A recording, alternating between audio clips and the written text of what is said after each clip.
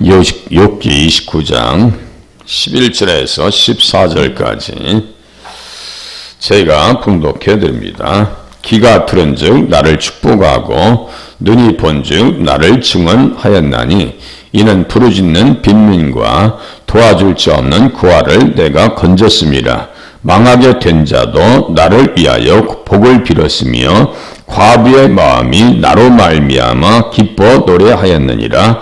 내가 의를 옷으로 삼아 입었으며 나의 정의는 겉옷과 모자 같았느니라. 아멘.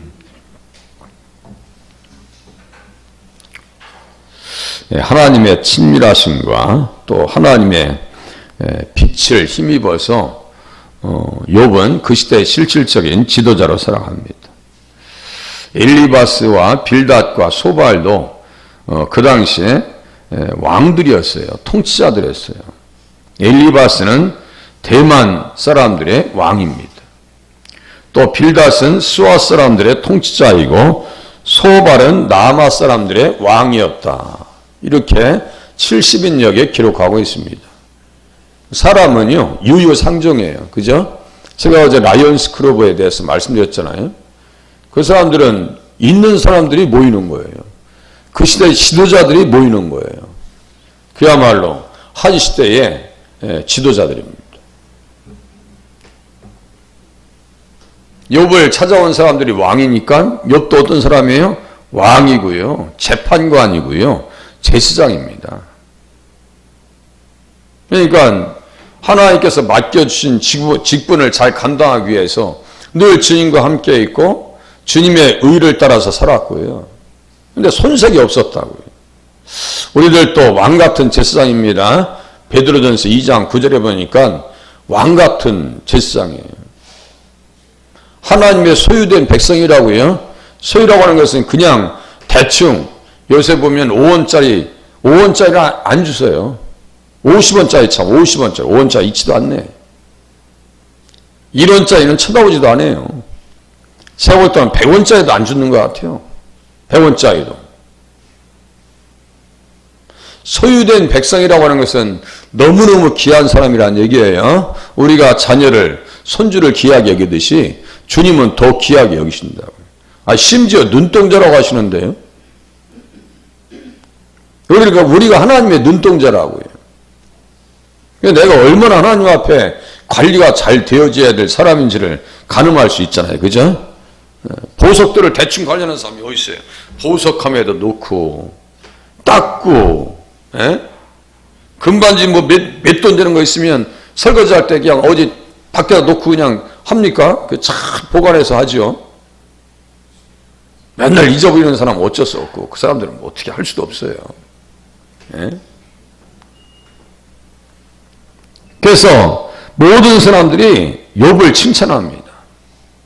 가만히 귀가 들은즉 나를 축복하고, 축복했다는 건 뭐예요? 칭찬했다는 얘기예요. 야, 정말 복된 사람이. 저 사람이 있으니까 우리가 행복하다니까.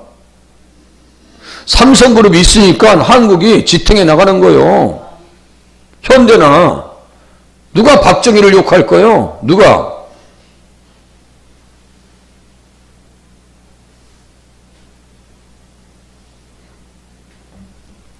귀가 들은즉 나를 축복하고 눈이 본즉 나를 증언하였나니 이렇게 써 있어요.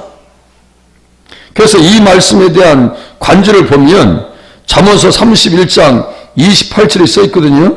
잠언서 31장 28절 관련된 성구가 보면요. 그의 자식들은 일어나서 감사하며 그의 남편은 칭찬하기를 덕행 있는 여자가 많으나 그대는 모든 여자보다 뛰어나다 하느니라. 남자와 여자는 성도와 예수님과의 관계를 이야기하는 것이고 부부간의 관계도 이야기하는 거예요. 남편이 부인을 인정해주고 부인이 남편을 인정해주면요. 그 가정은 행복한 거 아니에요? 서로가 참 고맙다.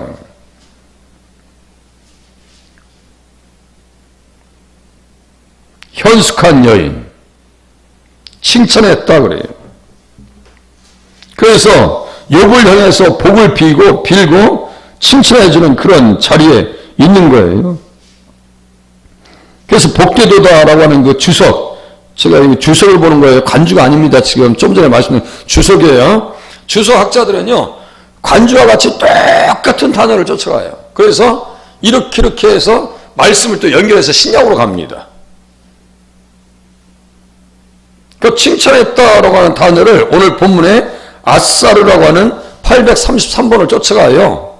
축복하고. 이것을 신약 성경에서 보면요, 누가복음 1장이 나옵니다.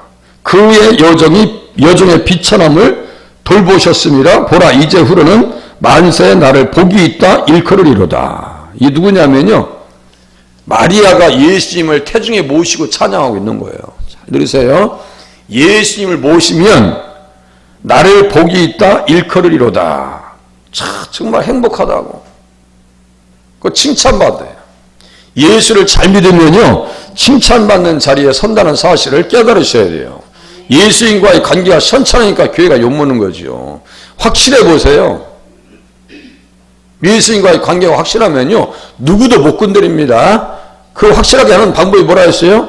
계명. 10계명을 지켜야 될 거 아니에요. 뭐 주일날 분별도 못해. 뭐 11조도 안 해. 그러면서 또 챙길 건 또 다 챙기려고 그래.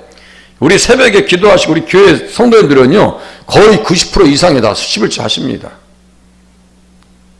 제가 없어서 이런 말씀 드리는 거 아니에요. 교회 다 운영합니다.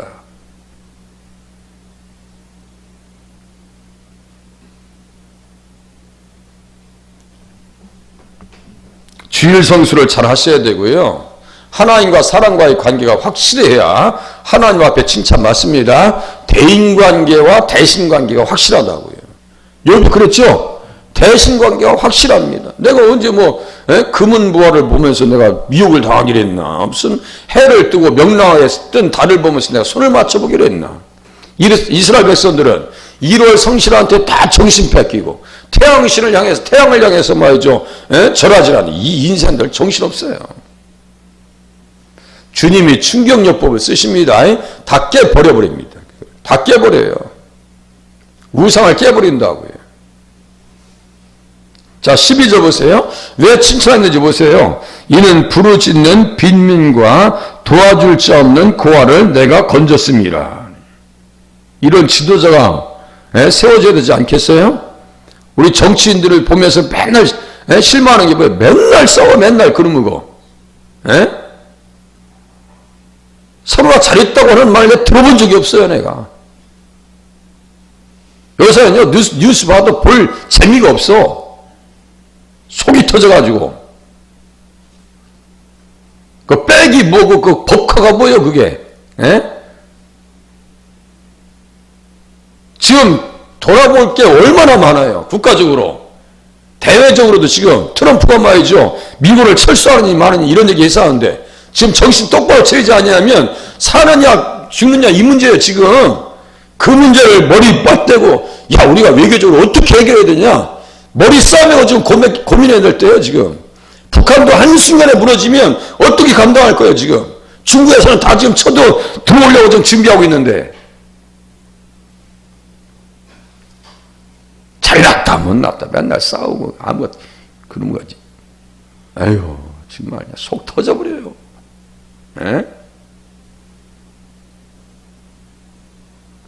이는 부르짖는 빈민과 도와줄 자 없는 고아를 내가 건졌습니다. 누굴 닮은 거예요? 예수님을 닮은 거예요. 그래서 여기 관주 보면 시편 72장 12절이 딱 써 있어요. 그러면 가서 보란 얘기요. 그쪽이랑 이쪽이랑 연결해서 보란 얘기예요. 한번 가만히 생각해봐라. 예수님과의 관계성 속에서 욥은 어떠한 삶을 살았는가, 이것을 생각해 보라는 거예요. 그 똑같은 단어가 거기에 등장한단 말이에요.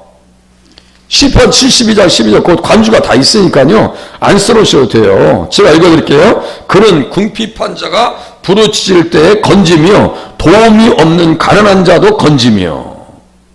그는 궁핍한 자가 부르짖을 때 건지며 도움이 없는 가난한 자도 건졌다 그랬어요. 이게 시편 72장은요 메시아 제왕시입니다. 잘 들으세요. 메시아 제왕시라고 하는 것은 예수님께서 이 땅에 오셔서 하실 일, 또 궁핍한 영적으로 가난한 자들을 어떻게 구원해 주셨고 가난한 백성들을 어떻게 하나님께서 살리셨는가. 제가 자주 말씀드리죠. 기독교가 들어간 나라 치고 못 산 나라가 없다. 제가 이디오피아를 얘기했잖아요. 평양의 대부흥회 1907년인가요? 평양 대부흥회 있을 때 평양이 한국의 예루살렘이었어요. 빨간 물을 먹은 인생이 와가지고 거기를 통치하니까 어떻게 돼요? 하늘이 닫히고 땅은 산물을 내지 않습니다.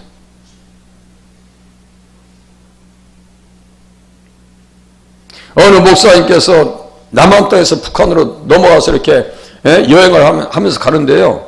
세상에 남은 가을에 그것도 가을에 가는데 남한 땅에 있는 벼들은 다 숙여 있는 거예요. 다 숙여 있어요. 벼가 막 알알이 붙어 있어가지고 제가 50원짜리 벼 이삭을 한번 세봤어요. 쉬운 5개인가 그래요. 그 하나에서 그렇게 나온 거 아니에요? 다 이렇게 숙여진 거야. 그런데 북한에 가보니까 벼들이 다 이렇게 서 있더라 이거요. 왜 그런 거예요? 쌀이 뭐 달려 있어야 될 거 아니에요? 달려야 숙여질 거 아니에요? 어떻게 하고 똑같은 한반도인데 한쪽은 벼들이 이렇게 숙여 있고 한쪽은 이렇게 서 있냐 이거요. 예수를 믿어야 돼요? 안 믿어야 돼요? 현실을 통해서 다 보여주는데도요, 끝까지 부정하고, 뭐. 예수 믿는 사람들을 한두 명 죽였어야지. 말씀드렸죠? 고속도로 공사하다가 북한에서 지하 교회를 발견한 거예요. 이렇게 밀다 보니까, 불도저로 밀다 보니까 지하 교회가 나온 거예요. 교인들이 잡힙니다. 다 순교를 당합니다. 그 피가 땅에서 하나님 앞에 부르짖는데 잘 돼서도 안 돼요. 그죠? 잘 돼서도 안 됩니다. 주님께서는 원래 우리가 가난한 자세, 영적으로 가난한 사람들이죠. 영적으로 가난한 사람들을 다 살리셨어요. 또 이 본문에서 보면요. 시편 82장 1절을 보게 하네요. 하나님은 신들의 모임 가운데서 서심히 하나님은 그들 가운데 재판하시느니라 하면서 주석가들은 다음과 책이에요. 그의 거룩한 처소에 계신 하나님은 고아의 아버지시며 과부의 재판장이시라. 없는 사람들을 다 도와주신다는 거예요.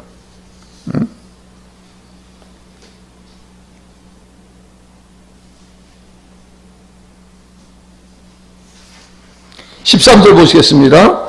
망하게 된 자도 나를 위하여 복을 빌었으며 과부의 마음이 나로 말미암아 기뻐 노래하였느니라.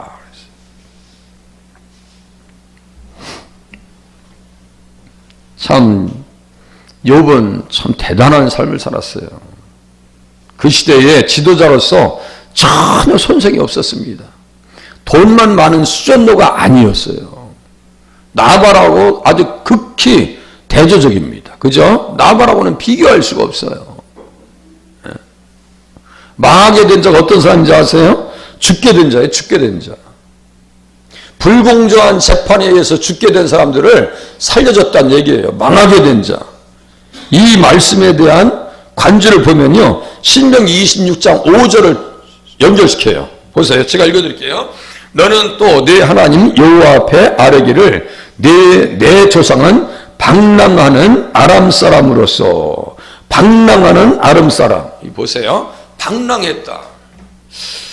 이 말과 저 말은 전혀 관계없는 것 같아요. 제가 옛날에 그 원어를 연구하지 않을 때는요. 아니 무슨 관주를 뜬금없이 왜 이런 데다 갖다 연결해놨지? 이 관주 신학자를 내가 믿을 수가 없는 사람들이네. 이런 생각도 해봤어요. 그런데 여기 보니까 방랑하는 아람 사람, 방랑했다라고 하는 단어가 여기 6번이라고 하는 6번 숫자 값이거든요. 여기에 망하게 된 자도 똑같아요. 6번이에요. 이게 아바드라고 하는 단어를 써요. 우리는 원래 망하게 된 사람이었어요. 그죠? 아니 마귀의 종 아니었어요? 예수 믿기 전에? 그런데 지금은 의의 종이 됐어요. 불의의 지체 아니었어요? 불의의 지체가 돼가지고 뭐 우상 섬기는 거 참 양심에 거리낌도 없었어요. 에? 뭐 세상 따라하는 것이 뭐 당연한 것이고 못해서 아니었지. 예? 못해서. 그런데 예수 믿고 보니까 그 못해서 한이 됐던 것이 죽음의 길이었어요. 무슨 말씀인지 아시겠어요? 방랑하는 아람 사람이다. 다 죽어가는 인생들을 주님께서 살려오신 거예요. 누굴요? 아브라함을 살려놓으신 것처럼. 아브라함도 아람 사람이요. 갈대우르에서 달실을 섬겼던 사람이요. 다 죽은 영을 살려놨어요. 그렇게 욥도 어떻게 한 거예요? 망하게 된 자도 나를 위하여 복을 빌었으며. 야, 정말 내가 욥 때문에 살았지. 욥이 아니었으면 내가 예수를 알 일이 있었겠는가? 이런 의미 아니겠어요? 우리는 정말 주님 앞에 감사하면서 하루하루 너무너무 감사해서 살아가실 수 있기를 바랍니다. 이미 다 받았어요. 구원은. 그런데 더 달라고 할 뿐이죠. 그죠? 양심적으로 한번 생각해 보세요. 천국도 이미 하나님께서 보장해 주셨어. 그러면 더 큰 게 있어요, 없어요? 천국보다 더 큰 것이 이 세상에 있어요, 없어요? 있다 그러면 그것도 이상한 사람이에요. 예? 천국보다 더 큰 거 없어요? 구원의 선물보다 더 큰 것이 있어요, 없어요? 없다고 하셔야 돼요. 구원보다 더 큰 선물이 어디 있어요? 그런데 우리는 거기에 플러스 그냥 막 건강의 축복에다가 막 그냥 큰 집에다가 막 좋은 집에다가 막 좋은 출세에다가 막 다 그거 안 주면 안 된다고 또 주님 앞에 막 땡깡 부리는 게 많이 있죠. 그래도 땡깡은 부리세요. 땡깡은 기도하셔야 되니까. 기도하셔야 되니까. 그 뭐 기도하는 것 자체는 잘못된 건 아니니까요.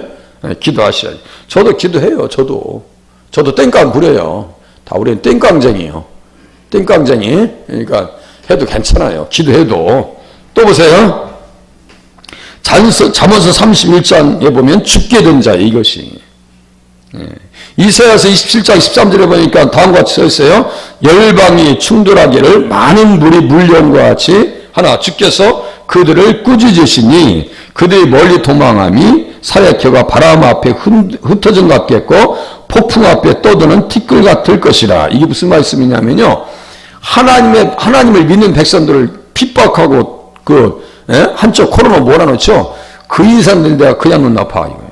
근데 그 인상들 내가 그냥 눈 나빠. 꼬불꼬불한 니오야단. 꼬불꼬불한 니오야단.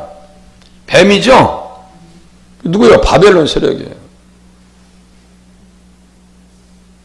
다 주님이 심판하신다는 거예요. 또 29장 13절 보세요. 13절 계속 복을 빌었으며 복을 빌었어요. 또 과부의 마음이 나로 말미암아 기뻐 노래하였느니라. 욥기 31장 20절 한 장 넘겨보세요. 31장 20절 어떻게 했으니까 욥을 위해서 복을 빌었을까요? 만일 나의 양털로 그의 몸을 따뜻하게 입혀서 그의 허리가 나를 위하여 복을 빌게 하지 아니하였다며. 보세요. 얼마나 잘했나 보세요. 얼마나 잘했나. 얼마나 고마운가.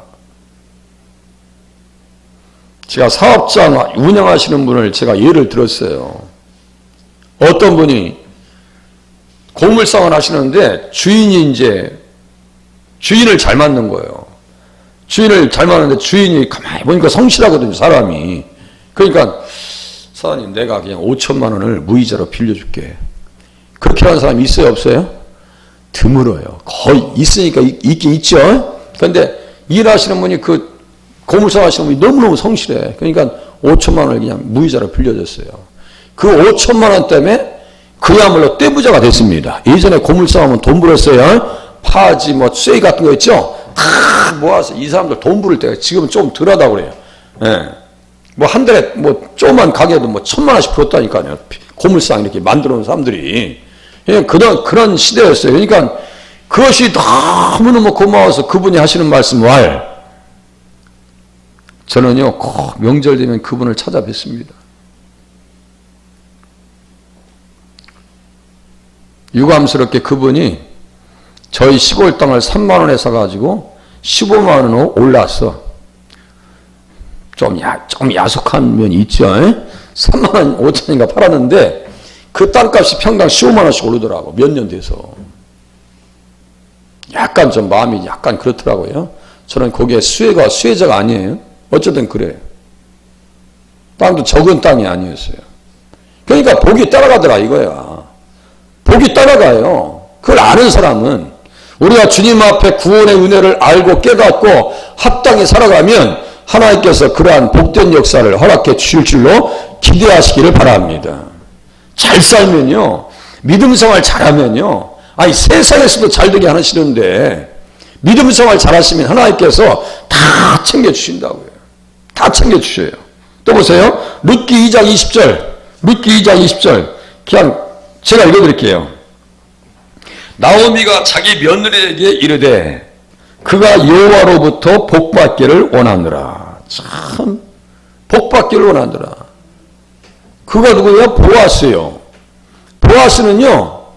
예, 나오미가 너무너무 룻도 고마운 사람이에요. 그죠? 자 보세요. 룻은 그냥 어떻게 그야말로 이삭 줍다가 신랑 주순 사람이요. 그야말로. 예? 이삭 줍다가 그것도 본인은 우연히 갔어요. 그것이 어떤 땅이요? 보아스의 땅이고 엘리멜렉의 친족이요. 기업물을 짜요. 기업물을 짜가 누구라 했어요? 욥기 29장 25절에 나오는 대속자입니다. 그러니까 결국은 룻은 보아스를 만난 것은 어떤 그림자요? 성도가 예수님을 만난 그림자입니다. 우리는 예수님 만난 자로서 룻과 같은 축복을 받은 사람인 줄로 깨달으시면 맞습니다. 주님을 찬양하고 주님 너무너무 감사합니다. 이 그림이요. 이 그림을 보여주고 있는 거예요. 지금 딴 얘기하고 있는 거 아니에요. 룻의 모습은 누구의 모습이 되셔야 돼요? 우리의 모습이 되셔야 돼요. 그래서 막 칭찬받고 룻은 칭찬받았죠? 칭찬받았어요. 오늘 교회가 이러한 칭찬을 받으셔야 돼요. 자 14절 또 보세요. 내가 의를 옷으로 삼아 입었으며 나의 정의는 겉옷과 모자 같았느니라. 이 참 함축하고 있는 함유되어지고 있는 말씀이 많아요. 이게 재판장의 옷도 됩니다. 예, 재판장의 옷도 돼요. 그러니까 실질적인 그 당시에 왕이라니까요. 왕이요. 여기 보니까 의를 옷으로 삼았다라고 하는 것은요. 예수님의 옷을 입었다는 얘기예요. 그래서 이것에 대한 관주를 시편 132장 9절로 연결시킵니다. 주의 제사장들은 의를 옷 입고 보세요. 주의 제사장들은 의를 옷 입고 우리 얘기하는 거예요. 네. 제사장들은 의를 옷 입고 주의 성도들은 즐거이 외칠지어다. 우리는 의의 옷, 새 사람의 옷, 빛의 갑옷, 복음의 전신갑주, 네. 구원의 옷, 그 구원의 옷의 색깔은 무슨 색깔이라고 했어요? 흰색. 계시록 7장 9절 흰색을 입고 하나님 앞에 찬양하는 거요. 다 이게 연결되어 있는 거요. 성경은요 한 기절도 이렇게 단절된 단락이 없어요. 예수님 안에서 볼 때 그 관계를 보셔야 돼요. 그래야 성경의 의미가 풍성하고 의미가 풍성하면은 그물로 제가 비유했죠. 그물이 이렇게 막 이렇게 커요. 그러면요 절대로 고기 못 잡습니다. 그물이 망이 이렇게 촘촘해야 돼. 촘촘해야 돼. 예, 모기장처럼 촘촘해야 돼. 그래야 잡히는 거예요. 시골에서 쪽대로 이렇게 잡아보셨잖아요. 우리 집사님도 쪽대로 이렇게 물고기 잡아보셨잖아요. 저도 그렇게 잡았던 시절이 있어서 그게 냇물만 보면 그 생각나. 쪽대 가지고 와서 잡아가지고 우리 집사님 먼저 저랑 가서 매운탕 끓여 먹으면 딱 맞겠어 둘이. 예? 그 시절 물장구 치고 놀던 그 시대가 생각나요. 그 생각해보세요. 촘촘할 때 잡죠. 그러면 뚫어졌으면 뚫어진 대로 다 나가버립니다. 자 물고기는 우리와 생각해보시자고요.